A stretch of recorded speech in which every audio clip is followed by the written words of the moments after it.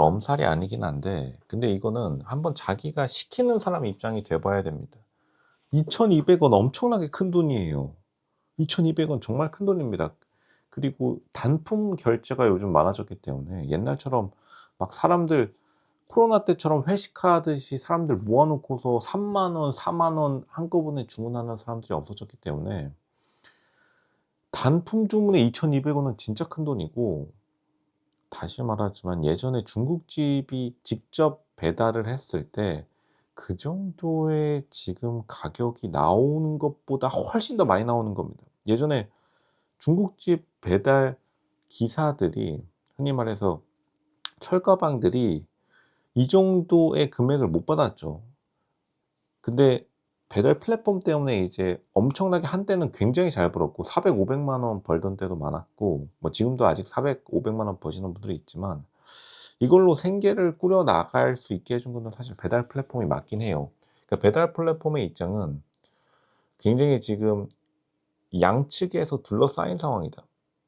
당연히 배달비 올려주고 싶을 겁니다. 배달 플랫폼도 그렇게 되면은 변호사들도 배달하는 시장, 의사들도 오토바이 타고 배달하겠죠. 건당 2만 원, 3만 원 하면 배달비 건당 2만 원. 근데 그러면은 시켜 먹는 사람이 없겠죠.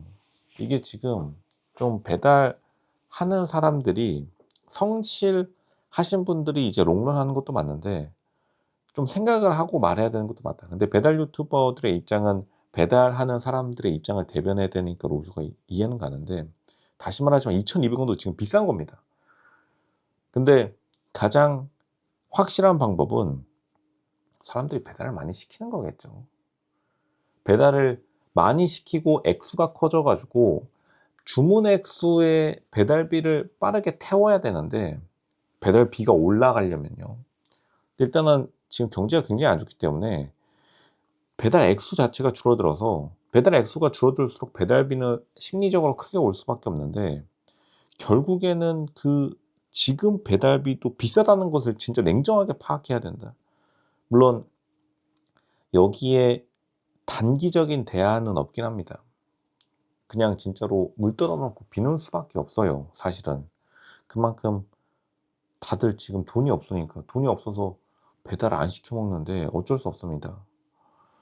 그리고 시간당 5건, 4건, 이것도 어떻게 보면은 결국에는 사람들이 시키는 액수, 금액, 그리고 시키는 건수가 많아지면은 당연히 배달비를 좀 더 내고서라도 빨리 받으려는 사람들이 많아져서, 이게 여의도가 대표적인 예예요. 여의도에서 굉장히 배달 음식 시켜 먹는 문화가 발달했기 때문에 보통 여의도는 아직도 철가방처럼 직고용하는 경우가 많아요. 배달 기사를 가게가 두는 경우가 많습니다. 왜냐하면 배달비 부담이 하도 식당 층에서 많으니까. 근데 배달부를 직고용할 수 있는 이유도 그만큼 엄청나게 시켜대기 때문입니다. 근데 전국이 엄청나게 시켜댈 수는 없는 거죠. 여의도처럼 빌딩 숲 올려놓고서 거기서 점심시간마다 사람들이, 그냥 돈 있는 사람들이 엄청나게 시켜 먹는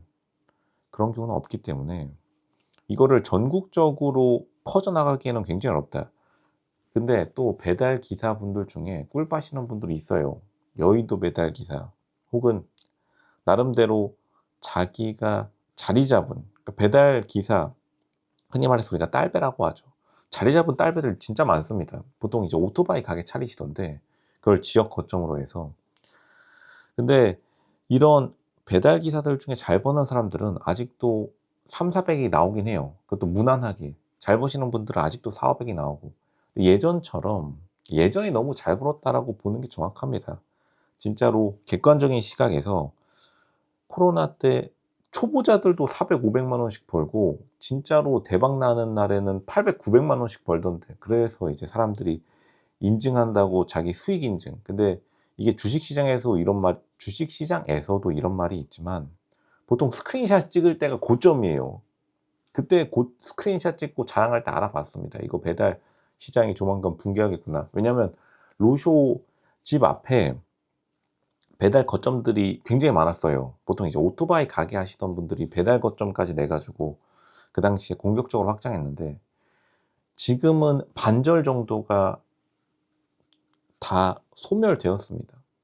조금 경쟁력 있으신 배달 거점 혹은 오토바이 가게 플러스 배달 기사들의 그러한 부흥 뭐 이런 것들도, 지금 살아남으신 분들은, 애초에도 뭘 해도 살아남으실 분들은 배달 기사 시장에서도 좀 살아남은 것 같고, 물론 직접 타는 것보다는 콜 관리하는 쪽으로 많이 바꾸셨던데, 근데 거기다가 이 배달 건수로만 돈을 벌려면은 어쨌든 좋은 지역에 배달 기사가 자리를 잡아야 되기 때문에, 그러한 좋은 꿀위치에 자리 잡는 게 더 중요해졌다.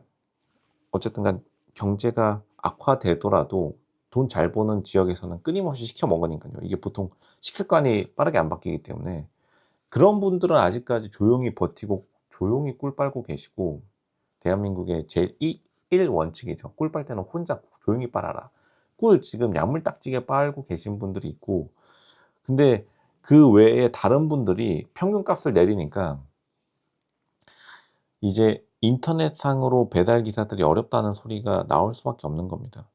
근데 다시 말하지만 일괄적으로 적용하기에는 문제가 있다. 2,200원이 다시 말하지만 아직도 비싼 가격이긴 해요. 그러니까 배달비가 지금도 굉장히 비싸다. 이거는 플랫폼 측에서 어떻게 보면은 직고용을 할, 진정한 의미로의 정규직 직고용이요, 거기까지 검토해 봐야 될 만큼. 근데 이제 직고용하게 되면은 보통 월급이 낮아질 수밖에 없어요. 지금 배달하시는 분들도 예전에 직고용 배달 업체도 되게 많았습니다. 근데 그런 업체들이 지금 다 플랫폼의 건당 단가로 바꾼 이유도, 원래 잘 나갈 때 직고용 해준다 하더라도 700만 원, 800만 원 자기가 벌겠다 싶은 사람들이 다 뛰쳐나가 가지고 지금 플랫폼이 주는 배달 건수에 굉장히 많이 종속이 되었는데, 그러한 자신의 월급을 낮출 가능성이 있을 것인가? 결국에는 배달 기사들이 자기가 잘 나가기 위해서는 안정적인데 적게 받거나, 고소득인데 높게, 고소득인데 불안정하게 높게 받거나, 이 둘 중에 하나를 선택해야 되는데, 예전에 코로나 때 기억이 너무 강하다고 봅니다. 결국 모든 문제는 코로나 때 700만 원, 800만 원 받았던 그 달콤한 기억이 계속 현재의 발목을 잡고 있는 것이다. 근데 그렇게 되는 거는 일시적이다, 이렇게 말씀드려야겠습니다. 둘 중에 하나 선택해야 될 것이다. 예전에 철가방으로 외제차 타는 거는 상상도 못 했는데, 지금 배달 기사만으로 잘 버시는 분들은 외제차 타니까요. 그런 시절이 오게 된 것만으로도 사실은 감사한 게 아닌가, 그런 생각이 들기도 하면서도, 사람의 욕심은 끝이 없으니까 결국에는 정답은 경제가 되살아나는 방법밖에 없다. 굉장히 물 떠다 놓고 비는 기우제 형식이지만, 그게 지금 불만의 유일한 솔루션입니다.